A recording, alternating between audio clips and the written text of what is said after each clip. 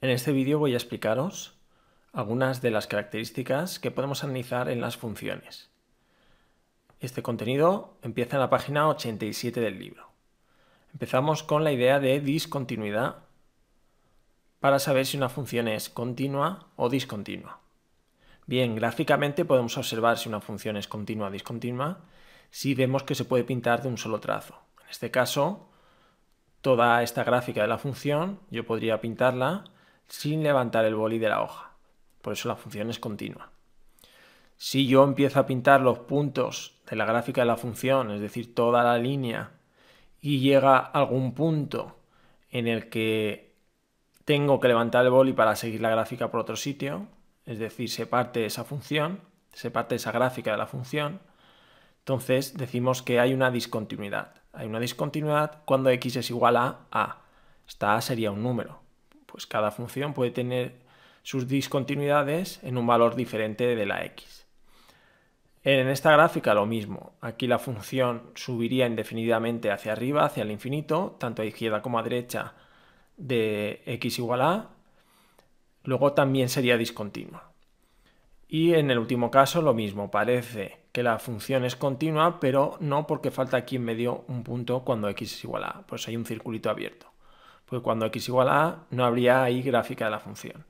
Entonces también ahí sería discontinua. Son los casos A, B y C que nos indica y nos explica aquí. Bien, entonces, dicho esto, a continuación nos aparece esa definición de continuidad. Nos dice, una función es continua cuando no presenta discontinuidades de ningún tipo. Discontinuidad sabemos que es que se parte la función, es decir, que me falta algún punto que hace que la gráfica no sea continua. Entonces, en ese caso, si tiene alguna discontinuidad, no sería continua, pero si no presenta discontinuidades, pues sí que será continua. Si en lugar de darme toda la función en todo su dominio me hablan solo de un intervalo, pues diremos que una función es continua en un intervalo, es decir, desde x igual a hasta x igual a b. Si no hay discontinuidad ninguna, es decir, si no presenta discontinuidad, dentro de ese intervalo. Por ejemplo, en esta función de aquí arriba, si me dijeran, mira si es discontinua desde aquí hasta aquí, es decir, en este intervalo. Imaginaos que esto es x igual a 2 y x igual a 4.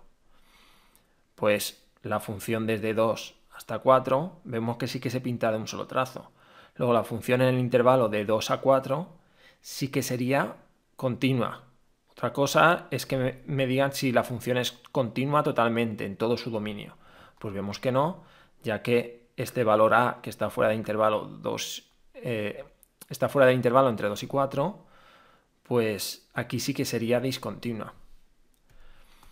Bien, veamos algunos ejemplos en los que nos pueden salir funciones discontinuas, gráficas discontinuas.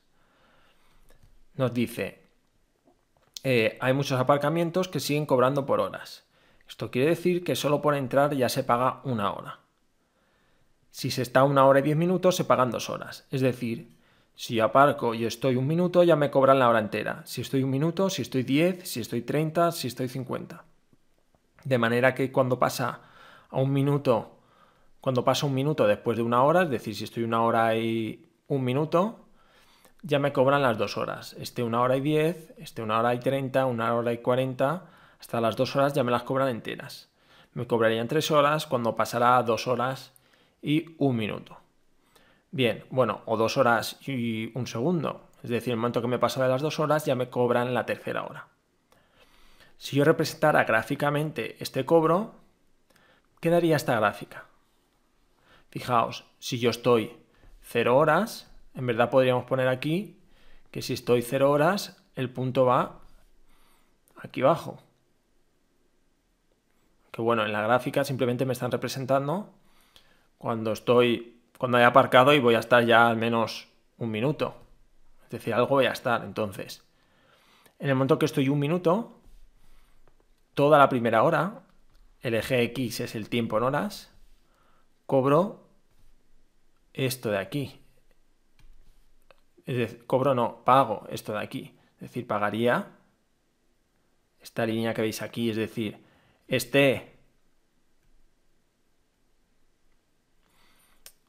esté unos pocos minutos en lugar de una hora entera, yo voy a pagar los 2 euros. Pagaré 2 euros, 2 euros. Es decir, esté cualquier cantidad de minutos hasta la hora, si miro la gráfica, veo que siempre pago 2 euros.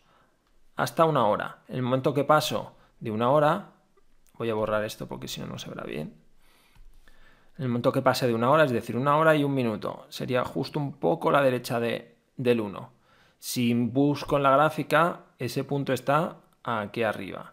Y eso me indica que pagaría 4 euros. 4 euros, esté una hora y 5, una hora y 10, una hora. Por eso toda esta línea es recta. Porque el tiempo que esté desde una hora hasta 2, voy a pagar 4 euros. Pero en el momento que llego a 2 horas y paso a 2 horas y un minuto, ya pasaría a pagar 6 euros. Y lo mismo todo el rato. Es decir, esta circunstancia se repetiría. Por eso justo cuando estoy una hora, pago 2 euros. Por eso el punto que está relleno es este. Y si subo un poquito más arriba, este está con un circulito abierto. ¿Por qué? Porque cuando estoy una hora no pago 4 euros, pago 2. ¿Qué ocurre? Que cuando estoy una hora y un segundo, ya pago 4 euros. Por eso justo este circuito es abierto, pero a la derecha sale una línea en la que pago 4 euros por cualquier fracción que vaya desde una hora hasta 2. Bien, esta es la gráfica que me indica que pagaría de esta manera que nos dice el enunciado. Tenemos aquí otra gráfica que nos dice: los usuarios prefieren que las tarifas se rijan por la función cuya gráfica es la 2. ¿Esta qué me quiere decir? Que yo, si estoy una hora entera, es decir, si estoy los 60 minutos, si miro la gráfica, pues sí, pago, es decir, yo estoy aquí una hora, pago justo 2 euros. Pero ¿y si estoy media hora? Pues no pago 2 euros, pagaré la mitad, pagaré 1. Si estoy un cuarto de hora, pues pagaré medio euro. Es decir, pagaré la fracción de esos 2 euros correspondiente a la fracción de hora que yo haya estado. Es decir, si estoy media hora, pagaré la parte proporcional a media hora. Si estoy un cuarto de hora, pues un cuarto de hora pagaré la proporción que corresponda sobre 2 euros. Y así sobre cualquier cantidad, de manera que la cantidad que yo voy a pagar va a ser esta línea, va a ser esta recta. ¿Cuál de las dos es mejor? Pues con los ejemplos que he dicho ya se ve claramente. En este primer caso, si estoy media hora, pago 2 euros. En este segundo caso, si estoy media hora, pago solo 1. Aquí sería 1 euro. Y así para cualquier valor. Solo pagamos lo mismo aquí y aquí si estoy justo una hora, si estoy justo 2 horas, si estoy justo 3 horas, etc. Bien, esto sería un caso de función discontinua. En este caso, esta sería continua. Bien, veamos otro caso. Evidentemente, es continua, se refiere a esta segunda. Las siguientes presentan ejemplos de discontinuidad. Y nos aparecen dos ejemplos de gráficas en la que vemos cuál es la expresión analítica, cuál es la función, cuál es la ecuación, de dónde sale esta gráfica. Si yo le doy valores a la x y voy calculando valores de la y, voy sacando los pares de coordenadas para pintar los puntos de esta función, vemos que los puntos salen de esta forma. Y en el 2, la función se va a ir pegando, pero se va a ir para arriba, es decir, esa línea seguirá subiendo para arriba y nunca llega a atravesar el 2 y cada vez se va pegando más. Y por la derecha lo mismo, se iría pegando más. Hay un ejercicio en el que trabajaréis esto. ¿Y qué pasa en el 2? En el 2 no hay función, por eso es discontinua. ¿Por qué no hay función? Pues porque si cogemos y cambiamos la x por 2 e intento calcular la y, esto ya lo vimos en el dominio de una función, me quedará 1 partido de 2 menos 2, 0, 1 partido de 0. Y 1 partido de 0 no tiene resultado, no existe su resultado. una manera de escribirlo es con una E al revés tachada. Me dice, esto quiere decir que no tiene resultado 1 partido de 0. Es imposible encontrar un número que multiplicado por 0 dé 1. Por eso el dominio de esta función, en el dominio de esta función el 2 no estaría. En la parte de dominios vimos que el 2 se quitaba. Bien, en la segunda lo mismo, el 2 tampoco estará porque 2 menos 2 es 0 y hace que el denominador dé 0. ¿Qué ocurre? Si empezamos a darle valores a la x y a calcular valores de la y, vemos que sale una recta. Sale una recta que tiene todos estos puntos, excepto aquí en el 2, que hemos dicho que si lo cambiamos en la expresión no me sale el resultado de la y. Luego para el 2 no hay punto en la función, hay un circuito aquí abierto y el 2 no está en el dominio. Bien, ya hemos visto qué son las funciones discontinuas. Pasamos a la página siguiente, que es la 88. Vamos a ver qué es el crecimiento y decrecimiento, que son máximos y mínimos. Bien, aquí nos aparece la definición de qué es una función creciente y aquí qué es una función decreciente. Gráficamente es muy fácil de ver. Si a mí me dan un intervalo, es decir, desde un valor de la x hasta otro, desde aquí hasta aquí, digo que la función es creciente si gráficamente vemos que va para arriba mirando de izquierda a derecha. Acordaos siempre que es mirando de izquierda a derecha, de izquierda a derecha. Porque si miro de derecha a izquierda, pues podría decir esto va para abajo. No, miro de izquierda a derecha. De izquierda a derecha veo que la función va para arriba.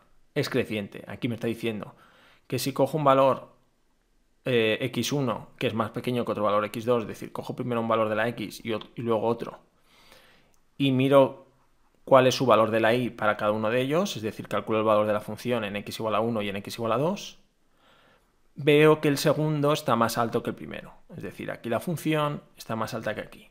Es decir, el punto este está más alto que este. Pero como ya he dicho, gráficamente se ve que esto va para arriba. Si vemos que va para abajo, pues es lo mismo. Si cojo dos puntos x1 y x2 y calculo el valor de la y, es decir, la coordenada y de estos puntos, pues veo que el segundo punto está más bajo que el primero. La función va para abajo. Luego diremos que la función es creciente en este intervalo, desde aquí, bueno, desde el primer valor de la x hasta el último que veamos que la función va para arriba, y diremos que es decreciente igual cuando va para abajo.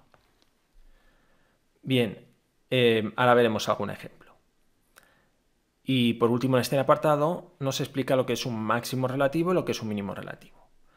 Un máximo relativo es aquel punto de la función que vemos que está más alto que los puntos que están alrededor. Es decir, si yo miro ese punto y miro a su derecha, veo que los puntos, la función va para abajo, es decir, están más bajos que el punto que es el máximo. Si miro a su izquierda, los puntos también están más abajo. Es decir, no voy a encontrar ni a derecha ni a izquierda puntos que estén más altos. Entonces ese será un máximo, lo que se llama relativo. Mínimo relativo, la idea es la misma, pero al revés. Es decir, este punto estará más bajo que los que están a su izquierda, que estarán más altos, y los que están a su derecha, que también estarán más altos. Se puede ver fácilmente porque cuando hay un máximo, es decir, a la izquierda del máximo, la función crece y luego decrece, y cuando hay un mínimo, la función a su izquierda decrece y luego a su derecha crece. Por ejemplo, esta gráfica de aquí. Imaginaos, este punto sería un máximo relativo, pues sí. Este sería un mínimo relativo, sí. ¿Por qué se llama relativo? Porque no es absoluto, no es el punto más alto de la gráfica. Si yo miro este punto, es el que está más arriba de la gráfica, es decir, su coordenada y es la más grande de todos los puntos de la gráfica. No, porque estos puntos de aquí, su coordenada y es más grande. Luego no es máximo absoluto, sería máximo relativo. Sería máximo absoluto si sí que fuera el más grande. Es decir, es el más grande pero solo alrededor de ese punto. Y con el mínimo lo mismo, alrededor de este mínimo es el punto más bajo, pero no es mínimo absoluto, ya que aquí hay puntos cuya coordenada y es más pequeña que la de este punto. Bien, vamos a ver el ejemplo que nos aparece en el libro.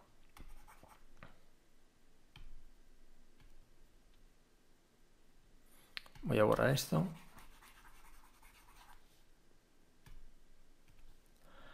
Nos dice, indica los intervalos en los que es creciente y en los que es decreciente la función de la derecha, dada gráficamente. ¿Cuáles son sus máximos y sus mínimos relativos? Entonces, vemos aquí una función que tiene esta forma. Pues voy a ver desde qué punto hasta qué punto es creciente. Pues empieza aquí y hasta este punto no para de crecer. Luego desde este punto empieza a decrecer hasta aquí. Y cuando llega aquí vuelve a empezar a crecer hasta llegar aquí.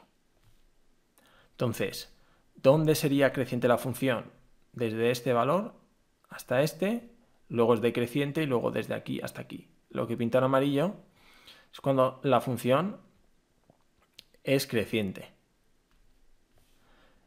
Voy a pintar de color naranja. ¿Cuándo es decreciente? Pues es decreciente en este trozo. Es decreciente en ese trozo. ¿Cómo lo indico? Pues digo, es creciente e indico los intervalos.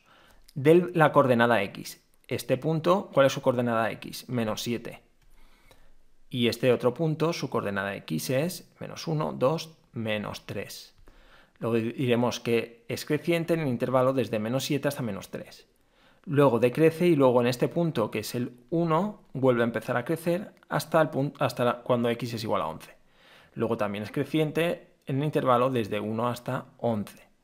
Es creciente desde menos 7 hasta menos 3 y desde 1 hasta 11. Recuerdo, estos valores que hay en el intervalo son de la coordenada x. En verdad lo más correcto sería poner estos intervalos abiertos.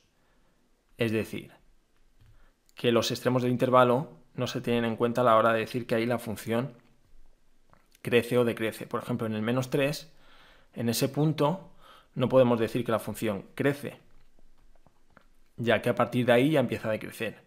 Ni podemos decir tampoco que decrece, ya que la función empieza a decrecer, pero antes la función crecía hasta llegar a ese punto. Es más, si pusiera aquí el intervalo cerrado, pues estaría diciendo que aquí es creciente y como aquí también lo pongo cerrado, diría que también en el menos 3 es decreciente. Luego mejor ponerlos ahí abiertos. Vamos a ver los máximos y mínimos relativos. Aquí vemos que este punto está más alto que los de su alrededor. Pues esto sería un máximo relativo. Y este está más bajo, luego es un mínimo relativo. Lo tenemos indicado aquí. Tiene un máximo relativo en el punto de abscisa. En el punto de abscisa se refiere al valor de la x, cuando x es menos 3. Cuando x es menos 3 tiene un máximo y ese máximo, pues su coordenada ahí vemos que es 2. Su valor es 2. Y tiene un mínimo relativo cuando la abscisa vale 1.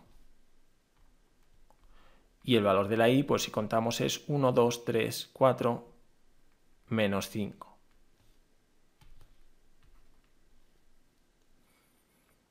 Y dice, hay puntos en los que la función toma valores menores que en el mínimo relativo. Por ejemplo, para x igual a menos 7 la función toma el valor menos 6. Lo que está diciendo es que este mínimo relativo no es absoluto porque aquí hay puntos que están más bajos. Este máximo relativo sí que sería absoluto, ya que no hay ningún punto de la función más alto. Pero bueno, en verdad eso no nos lo pedía el enunciado, si un ejercicio no nos pide eso, simplemente hay que indicar que este es el máximo relativo y este el mínimo relativo. Con indicarlo como nos pone aquí en el ejemplo sería suficiente. Y con esto habríamos visto dos de las características que podemos analizar en funciones.